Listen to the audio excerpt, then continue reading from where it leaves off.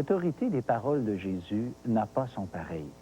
C'est Jésus lui-même qui a dit « Le ciel et la terre passeront, mais mes paroles ne passeront point. » Ce que le Christ a dit sera un jour la base du jugement.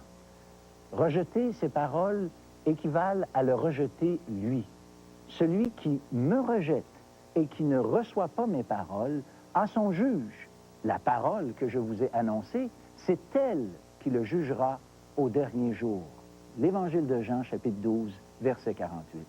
Savez-vous comment on rejette le Christ?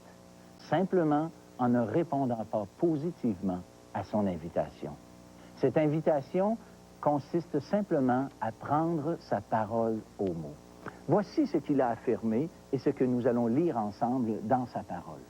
En vérité, je vous le dis, celui qui écoute ma parole et qui croit à celui qui m'a envoyé a la vie éternelle et ne vient point en jugement, mais il est passé de la mort à la vie. L'Évangile de Jean, chapitre 5 et au verset 24. 5 choses doivent retenir notre attention dans cette simple parole du Seigneur Jésus. La première est celle d'écouter sa parole. Ça veut dire écouter, oui, avec nos oreilles, mais surtout ouvrir nos cœurs à ce que le Seigneur Jésus dit dans sa parole.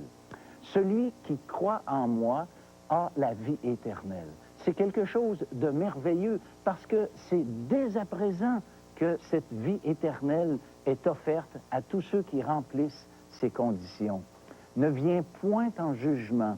Voilà une autre chose qui est dit dans ce verset. Il ne vient point en jugement parce que le Christ lui-même, sur la croix du Calvaire, a passé en jugement à notre place. Et c'est pour cette raison que maintenant Dieu peut vous offrir un parfait pardon. Une autre chose mentionnée, il est passé de la mort à la vie.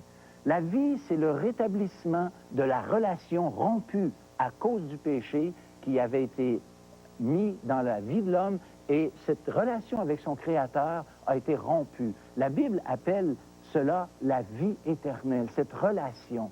Et c'est ainsi maintenant que nous devons venir à Dieu, réaliser que c'est lui maintenant qui peut nous sauver. Je vous invite à prendre cette décision, prendre sa parole au mot et vous allez ainsi recevoir cette promesse que Dieu a dite.